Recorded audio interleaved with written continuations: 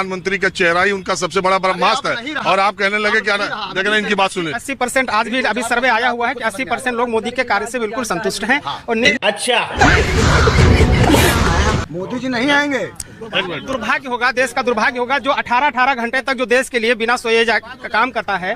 चुप कर बे कुत्ते। जो व्यक्ति जिसके ऊपर भ्रष्टाचार का एक भी आरोप नहीं है, ये जो सारे भ्रष्टाचारी लोग, एक अली बाबा के खिलाफ 40 चोरों ने जो गठबंधन बना लिया है, कभी भी मोदी को हरा नहीं पाएंगे। इस बात को आप रिकॉर्ड कर लीजिए, क्योंकि वो व्यक्ति केवल राष्ट्र के लिए जीता है, अपने लिए नहीं जीता, न अपने परिवार के लिए जीता है। लेकिन जो जब से चर्चा हो रही है, यही सब चर्चा, सबका अपना अपना स्वार्थ जुड़ा है, वो उसी हिसाब से बोल रहे हैं। बस जो बीजेपी वाला है बीजेपी के हिसाब से बोल रहा है, जो दूसरी पार्टी अन्य पार्टी का वो उस हिसाब से बोल रहा है। समाज में जाके देखिए आप, जनता में कितना बुरा हाल मचा हुआ है, तराई ये बड़ी अच्छी बात कही है मची हुई है। प्रधानमंत्री एक भाई साहब हमारे बता रहे थे कि 18 घंटे काम कर रहे हैं। अरे 18 घंटे काम करके तो आपने मणिपुर आज तक जल रहा है, उस पर नहीं आपको होश आ रहा है अब तक, उस पर कोई जवाब जली ना, तेरी भी जली ना दिया जा रहा है आपको। क्या कहें हम इनको, सबकी अज्ञानता पे मुझे बड़ा तरस आ रहा है यहाँ। तो आप किस पार्टी से? मैं दोनों पार्टी का आदमी हूँ, मैं एक आम आदमी हूँ। चलिए, तो आप भी? हम भी कहना चाहते हैं सर, किसी से जुड़े किसी से नहीं सर। भाई साहब कह रहे हैं कि इंडिया गठबंधन सबसे भ्रष्ट गठबंधन है, ये भ्रष्टाचारियों का अड्डा है। मैं इन्हीं से पूछना चाहता हूँ कि देश के प्रधानमंत्री ने वहाँ संबोधित कर रहे थे मध्य प्रदेश में, तो भ्रष्टाचारियों का नाम ले लेके डंका बजा रहे थे। अरे बाप रे, ये तो धोती खोल रहा है। ये भ्रष्टाचार है, ये है। और दूसरे दिन ही डिप्टी सीएम बना दिए महाराष्ट्र में। वो भ्रष्टाचार नहीं दिखता है आपको? ये तो लेने के देने पड़ गए। यहाँ कहते हो कि भ्रष्टाचार है इंडिया गठबंधन में। अरे सो रहे हो तो जाग जाया करो, सत्य बोलो। एक इतिहास भारत गवाह है, तो बोलता है वही बाद में संघर्ष करता है, सत्ता मिलती है। अब आप कह रहे हो कि भ्रष्टाचार करे इंडिया गठबंधन। क्या बयान दिया है आपने भाई, तो लेने के देने पड़ गए।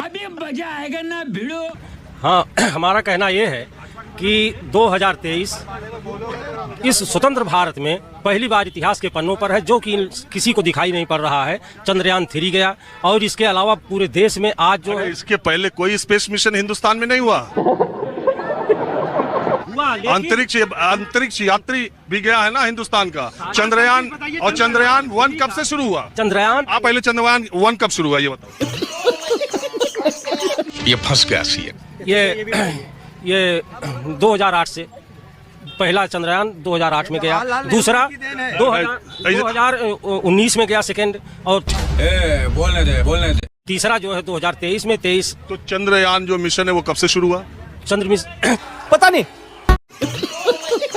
चंद्रयान मिशन तो बहुत दिनों से चालू है, लेकिन ये पहली बार है कि जो भारत ने जो है उस पर जो है झंडा गाड़ा है। मुझे क्रेडिट नहीं चाहिए।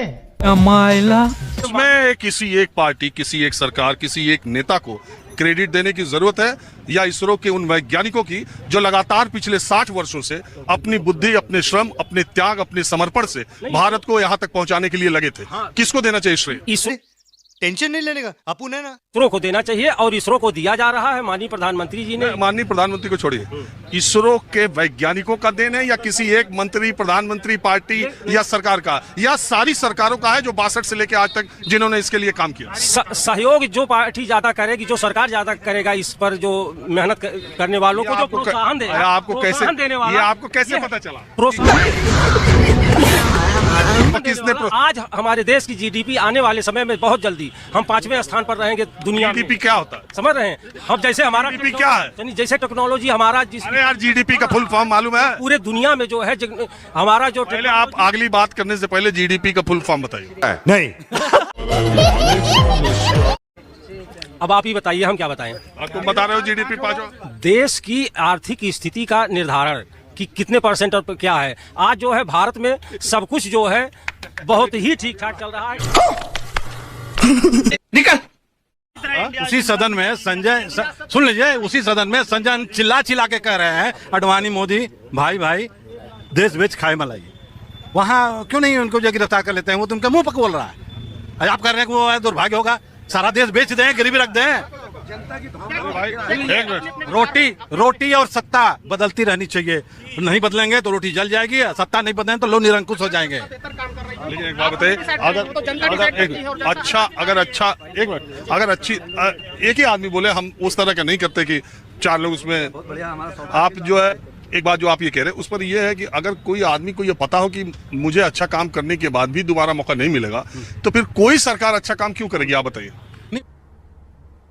बात अब से 60 साल में है, लोग कह रहे हैं 70 साल, इनका भी 10 उसी में कांग्रेस में जोड़ लिया जाता है। 60 साल में कांग्रेस अच्छा नहीं किया क्या? इसरो ने दूसरी बात कहता हूँ, हाँ। मैं दूसरी बात कहता हूँ, जो भी 70 साल की बात करता है तो मैं कहता हूँ ये 70 साल के आदमी से पूछा जाना चाहिए, लेकिन 30 साल का जो आदमी बच्चा है इस देश का, जो यही नहीं, अभी और सुनिए, जो आबादी 30% से ज्यादा है, जिनकी उम्र 30 साल है, तो पिछले 30 साल में, तो अब अगर आप पिछले 30 साल से 1993 से अभी तक का देखेंगे तो करीब करीब 15 साल बीजेपी और करीब करीब 15 साल कांग्रेस ने शासन किया या उनके सहयोगी ने किया, तो ये तो बराबर हो गया आप दोनों का। आप कांग्रेस का या उसकी बात करना बेमानी इसलिए है कि 30 साल में तो आप रह चुके, बीजेपी भी रह चुकी 15 साल और कांग्रेस भी, तो इन 30 सालों की उपलब्धियों का श्रेय भी दोनों पार्टियों को है, और इन 30 सालों की जो कमजोरियां हैं उसकी जिम्मेदारी भी इन दोनों को लेनी पड़ेगी। सज्जन को क्या तकलीफ है भाई, क्या तकलीफ है इनको? हमको कुछ नहीं पता, ये तो लेने के देने पड़ गए। क्योंकि मेरे को बिल्कुल बिलीव नहीं है केजरीवाल पे।